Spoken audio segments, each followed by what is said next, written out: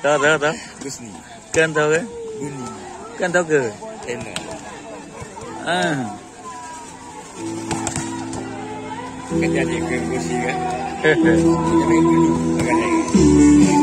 Aman.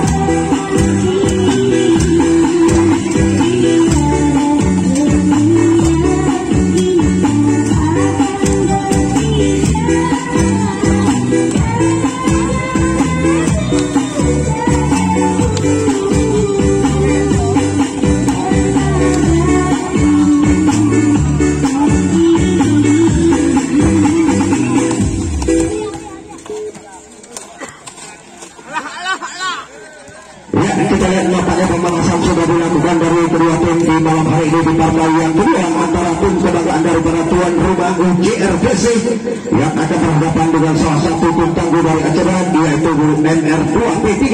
Ada beberapa pemain-pemain yang diturunkan malam hari ini nampaknya masih pemain terbaik dari kedua tim. Kita lihat di sana ada Bogen CS nampaknya masih diturunkan dan di sini kita lihat Safran juga masih tampil di malam hari ini bersama dengan Gusni di malam hari ini yang menjadi kapten daripada MR2 yang coba diturunkan oleh manajer daripada MR2 yaitu Bung Tino di malam hari ini menghadapi salah satu tim tangguh tim besaran daripada tuan rumah yaitu UJR VC di bawah sponsor utamanya yaitu Bung Ali Sadikin Tua Komatsu.